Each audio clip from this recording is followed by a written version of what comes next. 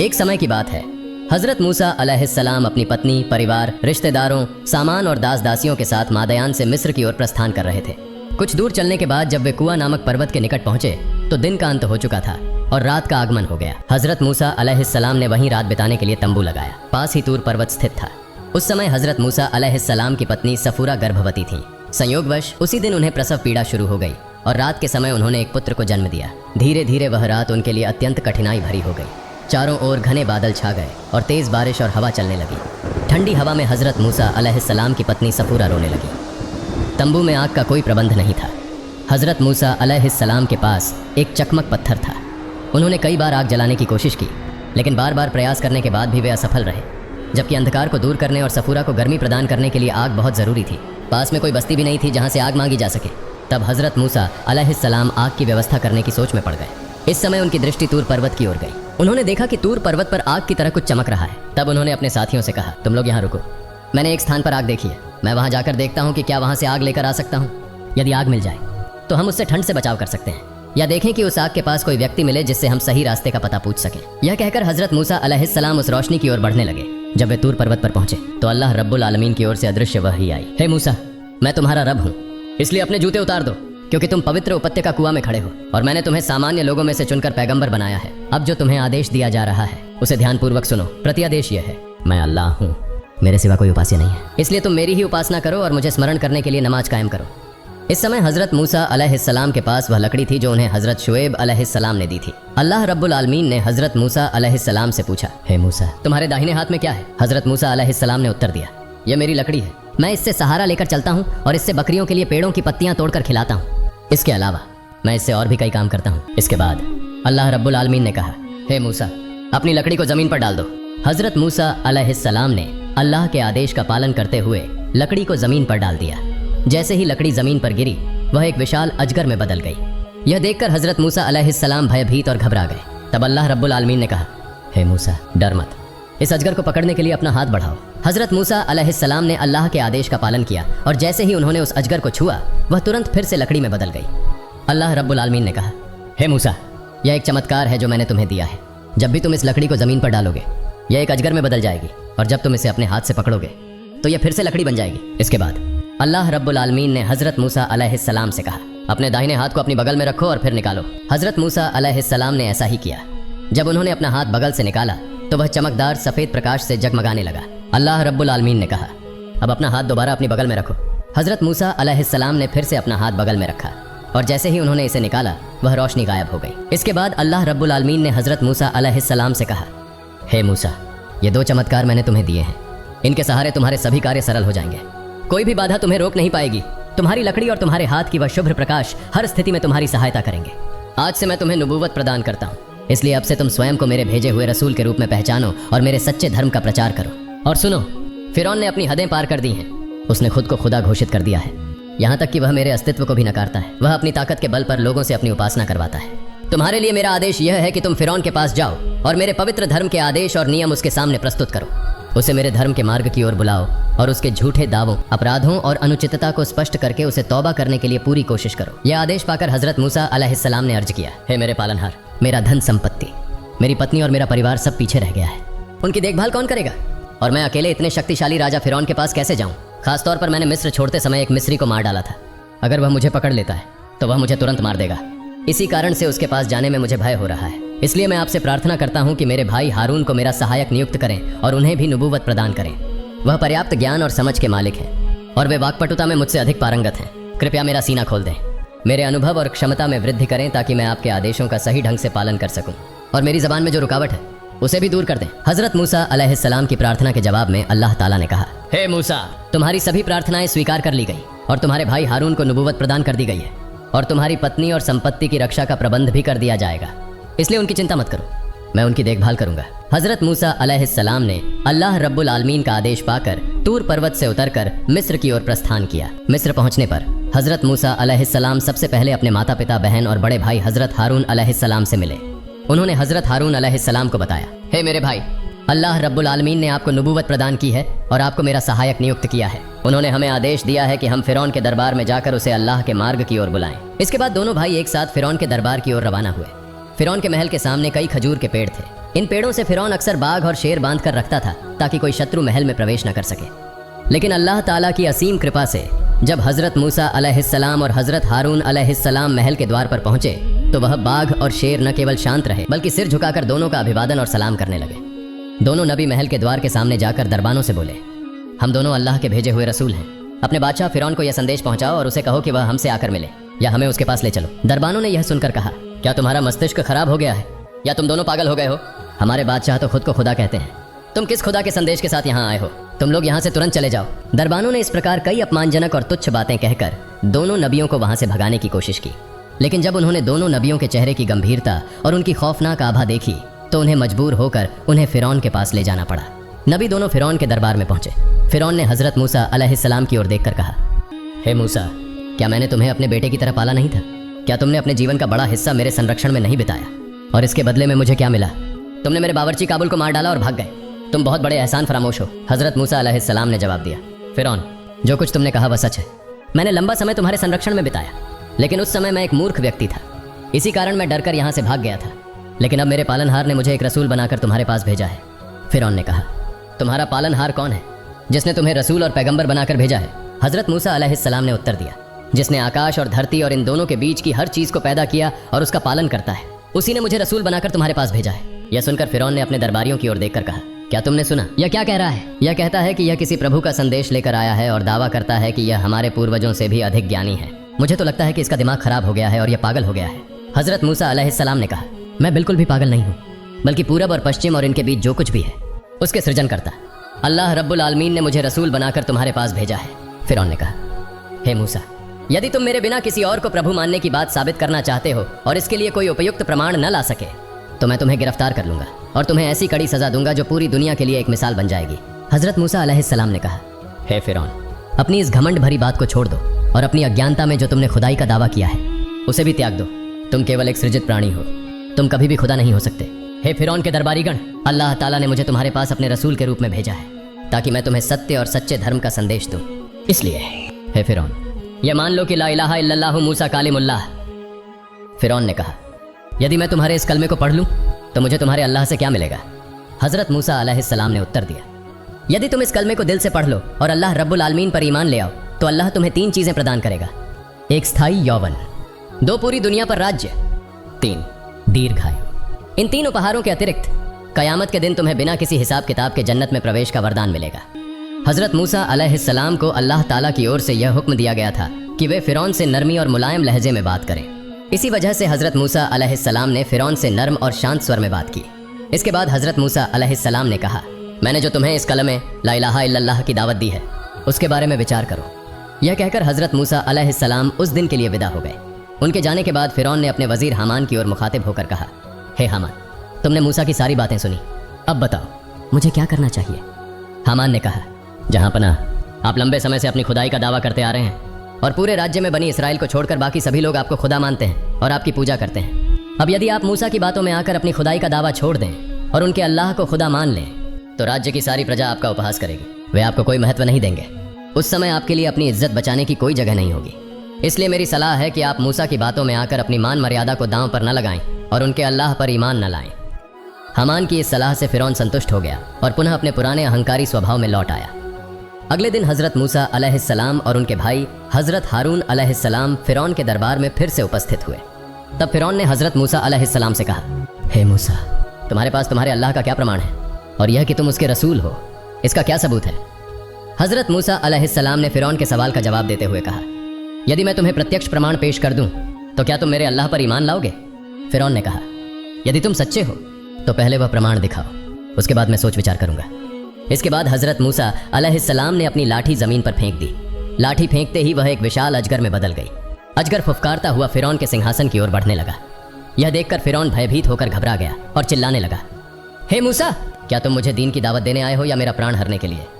हजरत मूसा अलैहिस्सलाम ने कहा, हे फिरौन, मैं तुम्हें मारने नहीं बल्कि तुम्हें दीन की दावत देने आया हूं। इसके बाद उन्होंने उस अजगर को हाथ से छुआ और वह पुनः लाठी में बदल गया। फिरौन ने राहत की सांस ली और अपने सिंहासन पर जाकर बैठ गया। इस समय हजरत मूसा अलैहिस्सलाम ने अपना हाथ अपनी बगल के नीचे रखा और फिर बाहर निकाला। अचानक उनके हाथ से एक तेज उज्ज्वल प्रकाश निकलने लगा जो इतना प्रखर था कि सूर्य का प्रकाश भी उसके सामने फीका पड़ गया। यह प्रकाश जिसकी आंखों पर पड़ता उसकी आंखें चौंधिया जाती। फिरौन घबरा कर बोला, हे मूसा, अपने इस प्रकाश को बंद करो, नहीं तो हम सभी अंधे हो जाएंगे। हजरत मूसा अलैहिस्सलाम ने अपना हाथ दोबारा अपनी बगल के नीचे रखा और प्रकाश तुरंत बंद हो गया।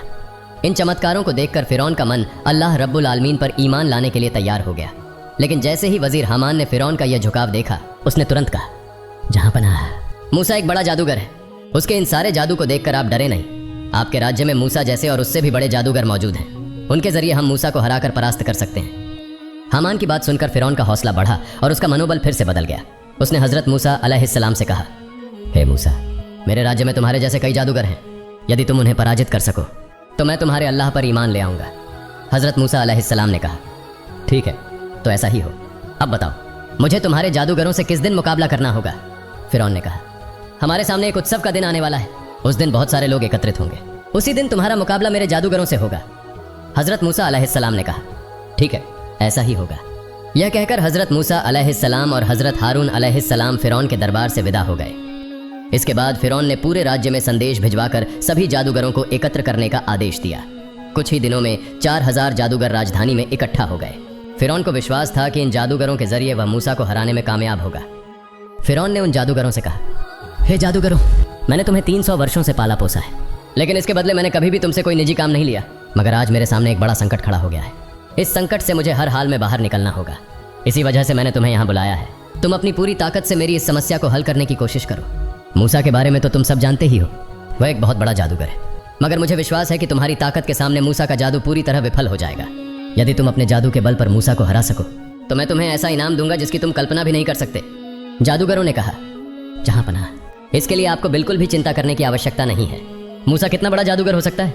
हमारे जादू के सामने उसका जादू और उसकी करामात पूरी तरह से बेअसर हो जाएगी। उसे हमारी मौजूदगी में हार माननी ही होगी। आप निश्चिंत रहें, जीत आपकी ही होगी। फिर निर्धारित तारीख को फिरौन द्वारा चुने गए 4000 जादूगर मैदान में पहुंच गए। जादू दिखाने के लिए एक बड़ा और विस्तृत मैदान चुना गया था। देश के सभी लोग उस मैदान में इकट्ठा हो गए। वे मूसा अलैहिस्सलाम और फिरौन के जादूगरों के बीच होने वाले मुकाबले को देखने आए थे और यह जानना चाहते थे कि इस मुकाबले में कौन हारता है और कौन जीतता है। हजारों लोग मैदान में मौजूद थे, जिनकी आवाज से पूरा क्षेत्र गूंज रहा था। ऐसे समय में हजरत मूसा अलैहिस्सलाम अपनी लाठी हाथ में लेकर मैदान में पहुंचे।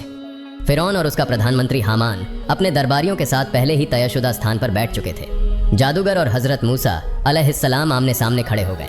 इसके बाद जादूगरों ने हजरत मूसा अलैहिस्सलाम से कहा, हे मूसा, क्या तुम अपनी ताकत पहले दिखाओगे या हम अपना जादू पहले दिखाएं?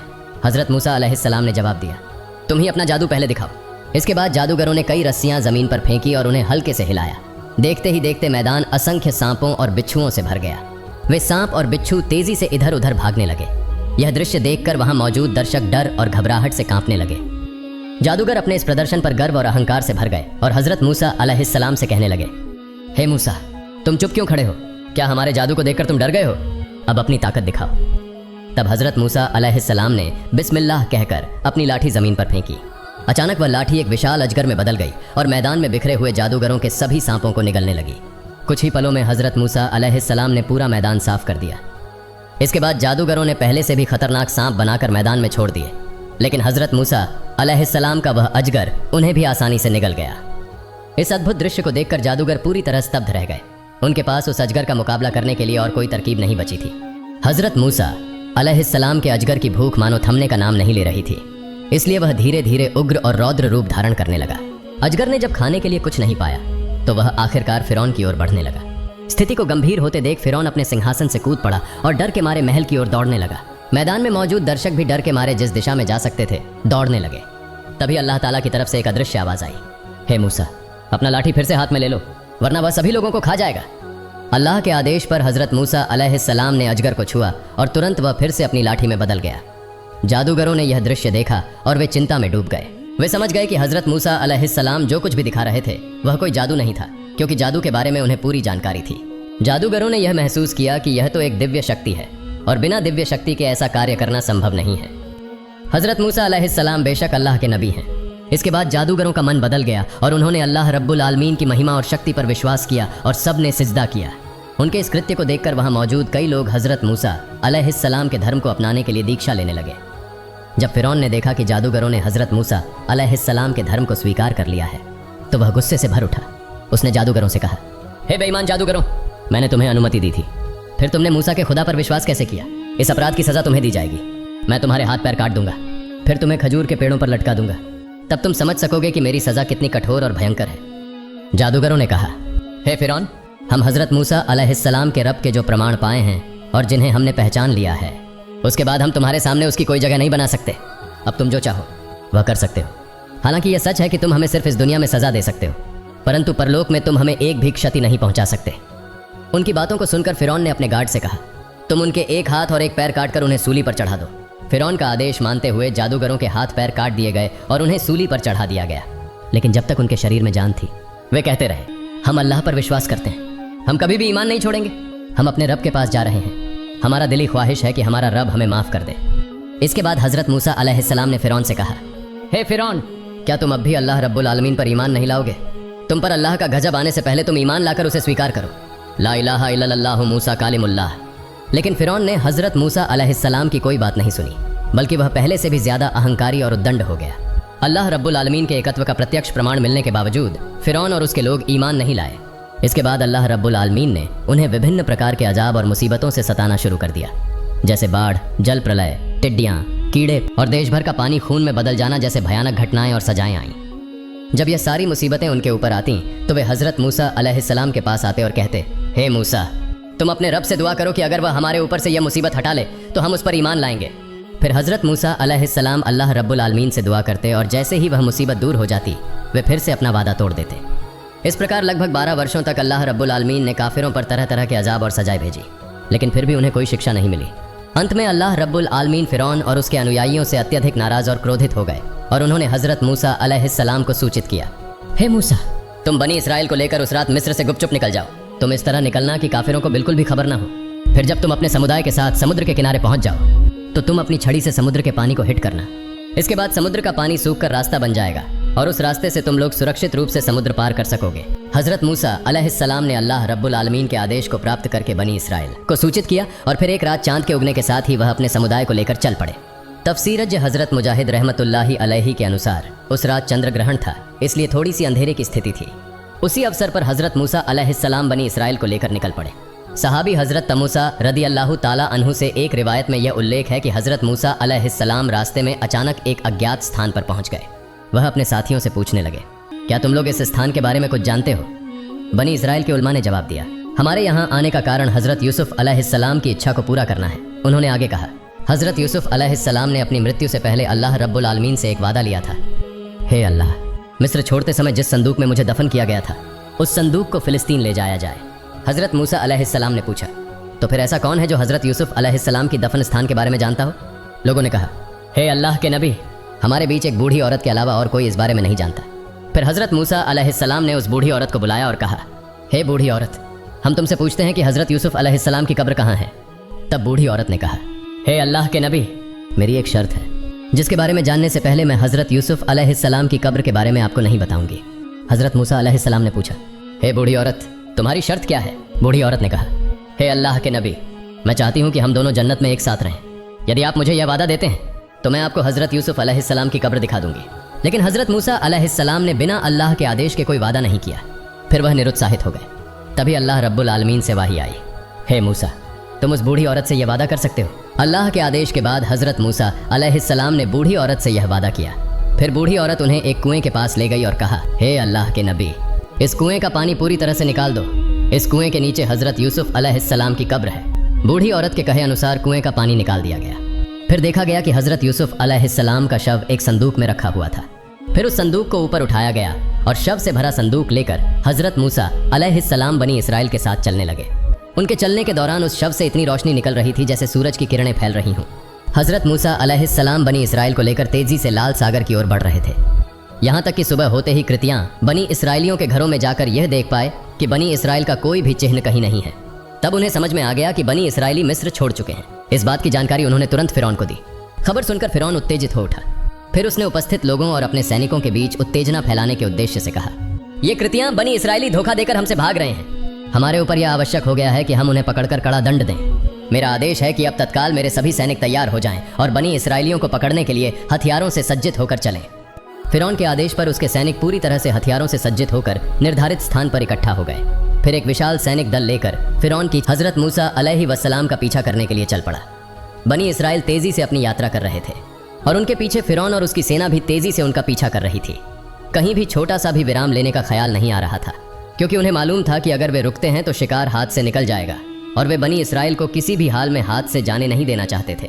इसी बीच हजरत मूसा अलैहिस्सलाम बनी इसराइल के साथ लोहित सागर के किनारे पहुंच गए। बनी इसराइल ने पीछे मुड़कर देखा तो पाया कि फिरौन, उसकी सेना और लोग उनके पीछे आ रहे हैं। इस स्थिति को देख बनी इसराइल बहुत निराश और चिंतित हो गए। जिस प्रकार और जिस संकट में सशस्त्र बल उनके पीछे दौड़ रहे थे, वह देख बनी इसराइल सोचने लगे कि आज उनकी मौत निश्चित है। फिरौन और उसके समुदाय के हाथों से मुक्ति पाने के लिए वे मिस्र छोड़ आए थे, लेकिन अब जिस परिस्थिति का सामना करना पड़ रहा था उसमें उनका अस्तित्व ही संकट में आ गया था। पीछे फिरौन और उसके लाखों सैनिक थे और सामने लोहित सागर की तेज लहरें। भागने का कोई रास्ता नहीं था। वे बहुत घबराए हुए थे और हजरत मूसा अलैहिस्सलाम से कहने लगे, हे मूसा, अब हम पकड़े जा चुके हैं। जब तक कृतियां हम पर अत्याचार करते रहे हम जिंदा थे, लेकिन अब हमें कोई भी रक्षा नहीं मिलेगी। आज सभी को वे चक्की की तरह पीसकर छोड़ देंगे। अगर किसी को जिंदा भी छोड़ेंगे तो उसे गुलाम बना लेंगे। ऐसी स्थिति में हजरत मूसा अलैहिस्सलाम अकेले और शांत खड़े थे, क्योंकि वे जानते थे कि जो कुछ भी उन्होंने किया वह अल्लाह के आदेश से किया था। इसलिए जो सबसे महान ताकत और ज्ञान के मालिक हैं, अल्लाह रब्बुल आलमीन, इस संकट से उबरने के लिए जरूर उनकी मदद करेंगे। इस विश्वास के साथ उन्होंने बनी इसराइल से कहा, हे बनी इसराइल, डरने की कोई बात नहीं है। अल्लाह हमारे साथ हैं, वह हमें जरूर रास्ता दिखाएंगे। मिस्र छोड़ने से पहले अल्लाह रब्बुल आलमीन ने हजरत मूसा अलैहिस्सलाम को वाही के माध्यम से यह बताया था कि जब आप लोहित सागर के किनारे पहुंचेंगे तो अपनी लाठी से पानी पर वार करें, जिससे सूखा रास्ता बन जाएगा और आप बनी इसराइल को लेकर सुरक्षित रूप से समुद्र के दूसरी ओर पहुंच जाएंगे। लेकिन जब हजरत मूसा अलैहिस्सलाम लोहित सागर के किनारे पहुंचे तो वे यह बात पूरी तरह से भूल गए। इस कारण वे यह तय नहीं कर पा रहे थे कि क्या करना चाहिए। दूसरी ओर पकड़े जाने का डर और बनी इसराइल की चीख पुकार सुनाई दे रही थी, क्योंकि वे पीछे मौत को महसूस कर रहे थे।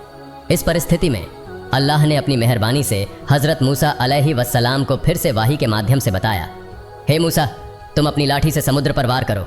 वाही मिलने के बाद हजरत मूसा अलैहिस्सलाम ने अपनी लाठी से समुद्र के पानी पर वार किया और तुरंत पानी दो भागों में फट गया। इस प्रकार बनी इसराइल के 12 कबीले के लिए 12 रास्ते बन गए और पानी के दोनों किनारे बर्फ के जैसे कठोर पदार्थ के रूप में पर्वत जैसे खड़े हो गए। ऐसा लगता था जैसे दोनों तरफ पहाड़ और बीच में रास्ता हो। अल्लाह के असीम कुदरत से लोहित सागर के बीच में रास्ता बन गया और हजरत मूसा अलैहिस्सलाम के निर्देश पर 12 कबीले एक एक रास्ते से नीचे उतरने लगे। रास्ते के बीच के कठोर बर्फ जैसे पानी को अल्लाह रब्बुल आलमीन इस प्रकार बना दिया था कि रास्ता पार करते हुए लोग एक दूसरे को देख सकते थे, आपस में बात कर सकते थे और आसानी से रास्ता पार कर सकते थे। बहुत जल्दी वे लोहित सागर के दूसरे किनारे पर पहुंच गए और दूसरी ओर फिरौन अपनी सेना के साथ लोहित सागर के किनारे पहुंच गया। समुद्र के किनारे पहुंचने पर समुद्र के बीच बने रास्ते को देखकर वे हैरान हो गए, क्योंकि ऐसा रास्ता मानव कल्पना से परे था, जिसे कोई भी कभी भी सपने में भी नहीं सोच सकता था। जो आज वे वास्तविकता में देख रहे हैं, उसे देखकर वे अचंभित होकर खड़े हो गए। कोई भी कुछ कह नहीं पा रहा था। एक अविश्वसनीय दृश्य को देखकर वे एक जगह खड़े थे। तभी फिरौन सोच में पड़ गया कि यह क्या मूसा का जादू है या उसकी मोजेज़ा का प्रभाव। अगर लोग मानते हैं कि यह मूसा के मोजेज़ा का प्रभाव है तो वे मूसा पर ईमान ले आएंगे, और अगर ऐसा हुआ तो मेरी अब तक की ईश्वरता की जो मांग थी वह एक पल में धूल में मिल जाएगी। इससे मुझे लोगों के सामने बहुत शर्मिंदगी का सामना करना पड़ेगा। इसलिए उसने फिर से धोखाधड़ी का सहारा लिया और अपने सैनिकों से कहा, तुम लोग देख रहे हो, जो कुछ तुम देख रहे हो यह सब मेरी ही रचना है। मेरे डर से समुद्र सहित यह रास्ता बन गया है, इसलिए अब तुम लोग सब आगे बढ़ो। हालांकि फिरौन ये शब्द बोल रहा था, लेकिन उसके दिल में यह डर था कि अगर हजरत मूसा अलैहिस्सलाम द्वारा बनाए गए रास्ते पर मेरे सैनिक और मैं समुद्र में उतरते हैं और पानी मिलकर रास्ते को बंद कर देता है तो हम सभी, मेरे सैनिक और लोग, समुद्र में डूब जाएंगे। इस डर से वह भले ही कुछ कहे, लेकिन समुद्र में उतरने से डर रहा था। अगर वह समुद्र में नहीं उतरेगा तो अल्लाह रब्बुल आलमीन की इच्छा पूरी नहीं होगी।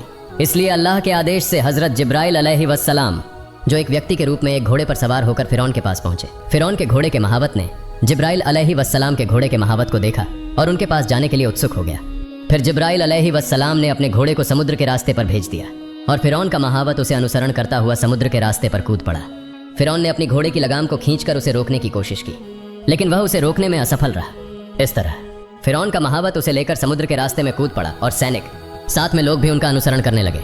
बनी इसराइल इस दृश्य को देखकर बहुत घबराए हुए थे, क्योंकि उस समय तक रास्ते पूरी तौर पर सुरक्षित थे और फिरौन तथा उसके सैनिक भी घोड़े पर सवार थे और बनी इसराइल सभी पैदल और निर्वस्त्र थे। इसलिए फिरौन की सेना के हाथों अगर वे पकड़े गए तो वे पूरी तरह से समाप्त हो जाएंगे। इस डर से वे अत्यधिक चिंतित और घबराए हुए थे।